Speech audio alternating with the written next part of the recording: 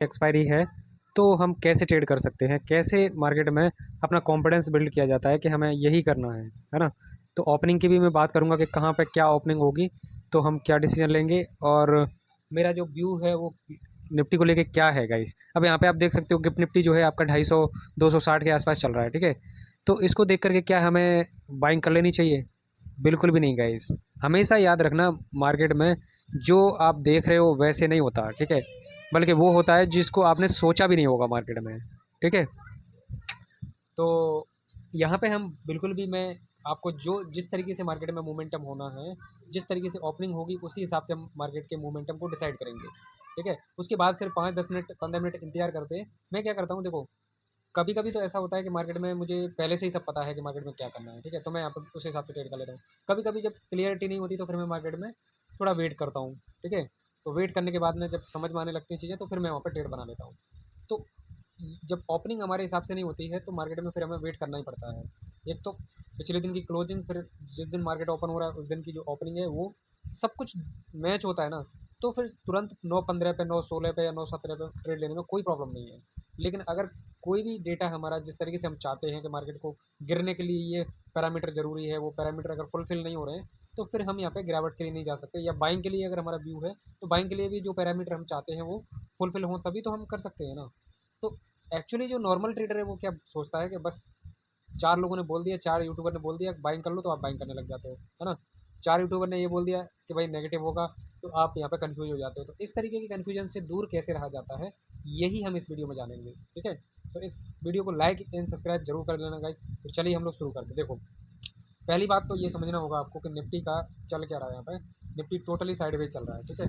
यहाँ पे ना तो कोई बड़ी अपसाइड हो रही है, ना ही कोई डाउन साइड हो रही है, ठीक है। तो ऐसे मार्केट में हमें क्या करना चाहिए गाइस, ये आप देख सकते हो गाइस। यहाँ पे निफ्टी बिल्कुल एकदम रेंज बाउंड है और प्रीमियम मीटिंग पूरक की है।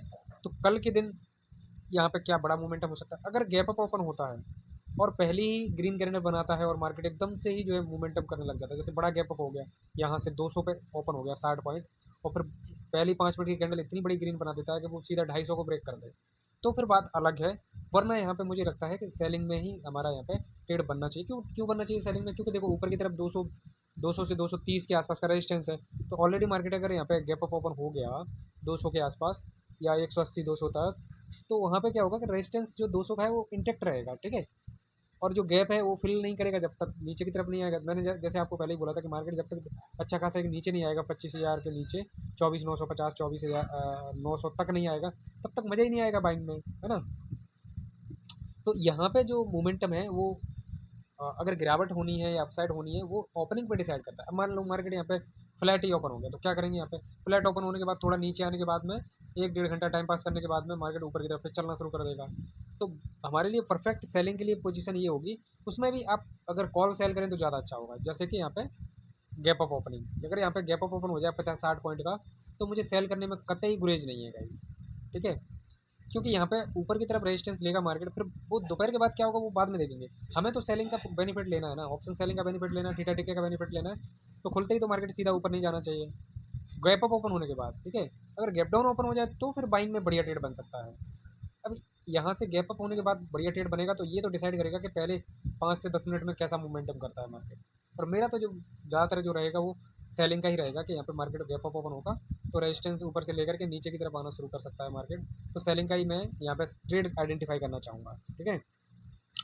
तो मार्केट में जो व्यू है वो सेलिंग का ही है, क्योंकि मार्केट में जब तक सेलिंग होगी नहीं बड़ा मोमेंटम होगा नहीं। आज भी तो बढ़िया सुबह से बाइंग थी, लेकिन क्या बाइंग सस्टेन कर पाई? वो नीचे गिर गया। तो यहाँ पे क्या हो सकता है कि जो देखो जो बाय करके गए थे उनको तो सबको निकाल दिया। अब जो सेलर हैं उनका स्टॉप लॉस का वेट हो जाएगा जब गैप अप ओपन होगा।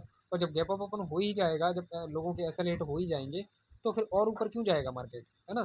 तो स्टॉप लॉसेस तो मेजरली नीचे की तरफ बचे हुए हैं ना, नीचे, क्योंकि फुट के प्रीमियम इतने ज़्यादा खत्म हो चुके हैं कि भाई कुछ बचा ही नहीं है, ठीक है। तो मुझे ऐसा लगता है कि मार्केट में हमें सेलिंग ही दिखनी चाहिए, ठीक है। तो हम देखते हैं मार्केट कैसा चलता है कल के दिन, ठीक है। तो सुबह लाइव स्ट्रीमिंग में जरूर जुड़िए, फिर देखते हैं हम लोग मार्केट कैसा ओपन होता है, कहाँ ओपन होता है, ठीक है। तो चलिए आज के लिए इतना ही, मिलते हैं गाइस अगले वीडियो में। सुबह जरूर ज्वाइन करिए लाइव स्ट्रीमिंग, अगर आपको समझना है चीज़ों को अच्छे से तो ये ज्वाइन करना जरूरी है, ठीक है।